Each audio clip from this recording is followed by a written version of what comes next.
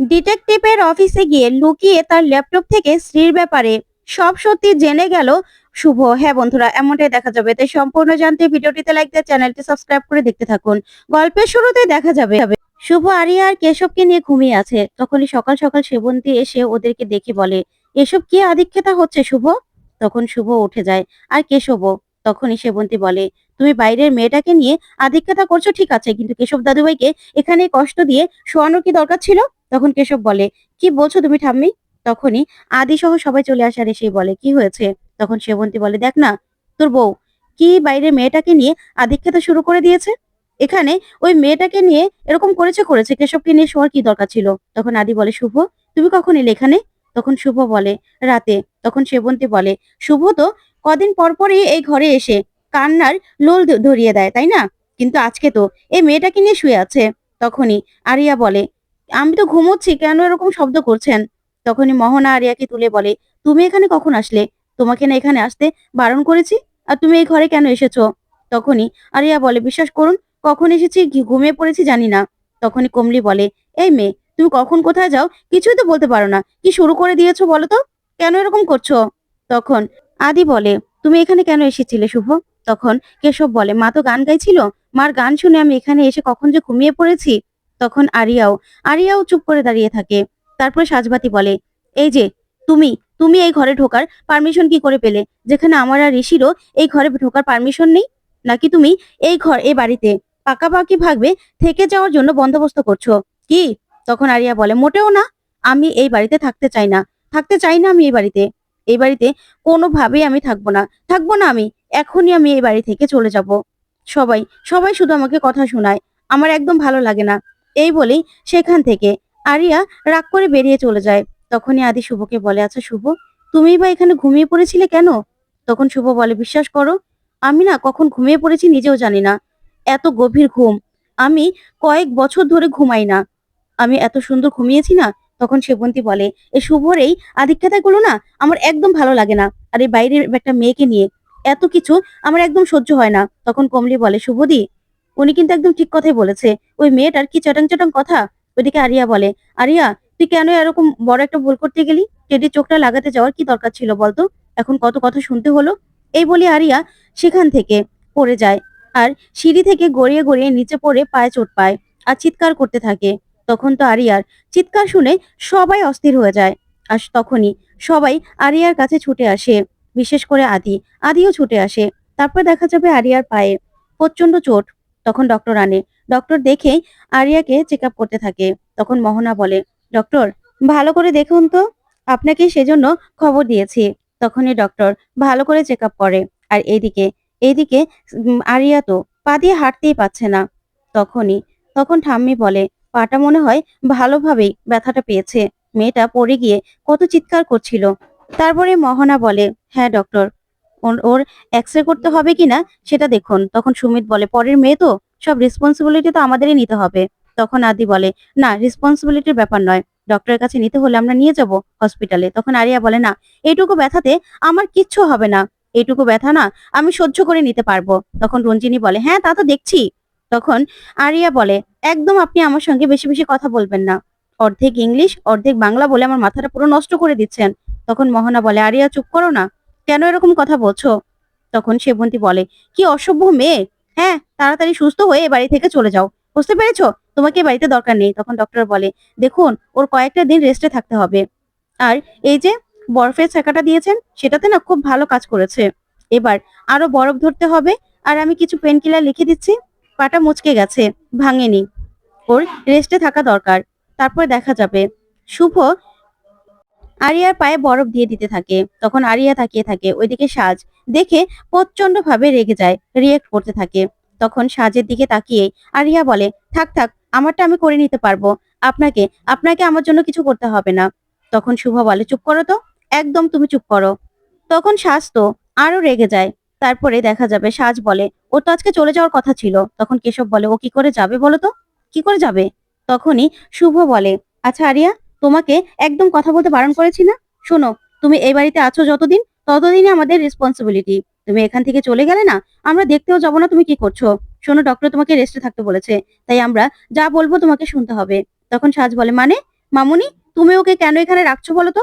ওর তো আজকে চলে যাওয়ার কথা, তাহলে ও কেন এখানে থাকবে? কি দরকার? তখন কেশব বলে, আচ্ছা সাজ, তুই কেন এরকম করছিস? তখন আরিয়া বলে, না, এখানে না আমার থাকার কোনো ইচ্ছে নেই, আমি চলে যাব, এখনই আমি চলে যাব। এই বলেই আরিয়া উঠে দাঁড়াতে গেলেই সবাই আরিয়াকে ধরে ফেলে আর বলে, বেশি বাড়াবাড়ি করা না একদম ঠিক নয়। তখন শুভ বলে, শোনো আরিয়া, তোমাকে এখানে বসে থাকতে বলেছি না? শোনো, এখান থেকে কোথাও যেতে পারবে না তুমি। আর সাজ, তুই এরকম ভাবে ওর সঙ্গে কথা বলছিস কেন? তোকে তো আমি এরকম শিক্ষা দেইনি, তাহলে তুই কেন এরকম ভাবে কথা বলছিস? তোকে না আমি বলেছি এরকম ভাবে বাড়ির গেস্টদের সঙ্গে কথা বলতে হয় না? আর তুই তো এরকম ছিলি না, হঠাৎ করে তোর কি হয়ে গেল? তখন সাজ শুভর কথা শুনে তাকিয়ে থাকে। তখন শুভ বলে, তোর মুখে যেন এরকম আর একবারও কোনো কথা না শুনি, তাহলে এমন বকুনি দেবো না যে একদম চুপ হয়ে যাবি, বুঝতে পেরেছিস? আর অরুণা, ওকে গেস্ট রুমে দিয়ে আয়। তখনই অরুণা জোর করে নিয়ে গিয়ে আরিয়াকে গেস্ট রুমে দিয়ে আসে। ওইদিকে কেশব সাজকে বলে, সাজ তুই এরকম করছিস কেন? তখন সাজ রেগে সেখান থেকে চলে যায়। তারপরে শুভ বলে, সব ঠিক হয়ে যাবে। তখন সেবন্তী বলে, দেখ শুভ, এবার কিন্তু বাড়াবাড়ি হচ্ছে। পরের মেয়েকে নিয়ে এরকম করার কি দরকার আছে? আর এই মেয়েটা কোনো কোনো রকম কোনো কৃতজ্ঞতা বোধ নেই, চ্যাটাং চ্যাটাং কথা শোনায়, এই মেয়েটাকে এখানে রাখার কি দরকার? তখন রঞ্জিনী বলে, হ্যাঁ, এই যে ঘাট থেকে কবে নামবে কে জানে। তখন সুমিত বলে, সেটাই তো, কবে সুস্থ হবে, কবে আবার এই বাড়ি থেকে যাবে, যে চ্যাটাং চ্যাটাং কথা বলে। তখনই শুভ গিয়ে চুন হলুদের প্রলেপ বানাতে থাকে। তখনই আদি বলে, কি করছো শুভ? মেয়েটা চলে গেলে তুমি একটু কষ্ট পেতে, তাই না? শুভ, তোমাকে আমি অনেকদিন পর নিশ্চিন্ত দেখছি। তখন শুভ বলে, না, চুন হলুদের প্রলেপ লাগাচ্ছি, প্রলেপ বানাচ্ছি ওর জন্য, পায়ে ব্যথা তো। তখন আদি বলে, যাক, ওকে যে রাস্তায় চলে যেতে হচ্ছে না তার জন্যও তুমি অনেকটা নিশ্চিন্ত, আর ওর একটু সেবা করতে পারবে তার জন্য, তাই না?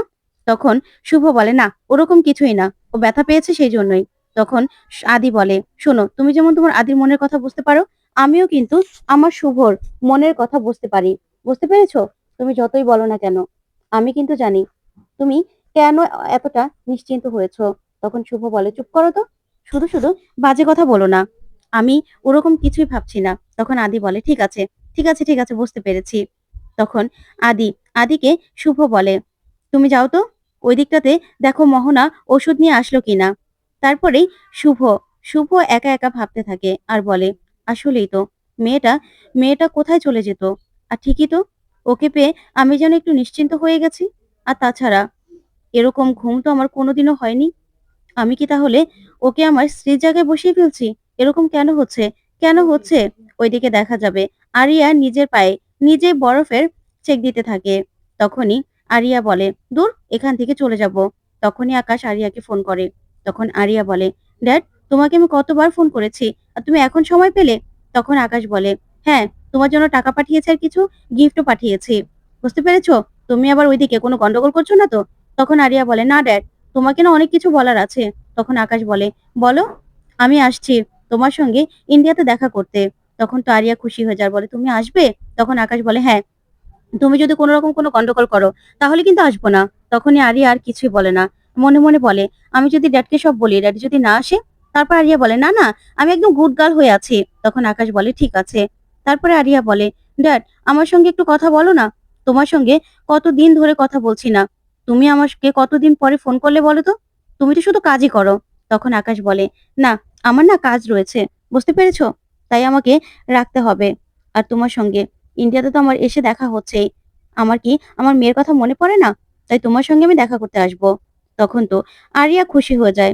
ওইদিকে যখনই আকাশের গলা শুনে মোহনা, তখন মোহনা বলে, এটা আমি কার গলা শুনছি? চেনা চেনা লাগছে কেন? এ তো আমার দাদার গলা। তারপর আরিয়া ফোন রেখে দিলেই মোহনা মোহনা ঔষধ আর জলের বোতলটা রেখে দেয় আর বলে, আরিয়া, কার সঙ্গে কথা বলছিলে তুমি? তখন আরিয়া বলে, আমার ড্যাডির সঙ্গে। আপনাকেই বা আমি এত কৈফত কেন দেব?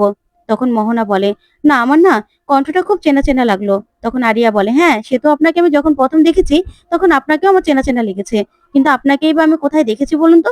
কোথাও তো দেখিনি, তার জন্যই। তখন মোহনা বলে, আচ্ছা আরিয়া, তোমার বাবার নাম কি? তোমার বাবার নামটাই তো জানা হলো না। তখন আরিয়া বলে, আপনাকে আমার কৈফিয়ত দেওয়ার কোনো ইচ্ছেই নেই, তারপরেও আপনি আমার এত উপকার করেছেন না, তার জন্য আমার বাবার নামটা আপনাকে বলবো।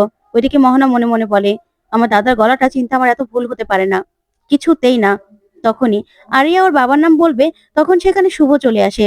আর শুভ এসে বলে, দেখি তো আরিয়া, ঠিক করে বসো, ঠিক করে বসো। তখন আরিয়া বলে, এটা কি এনেছেন আপনি?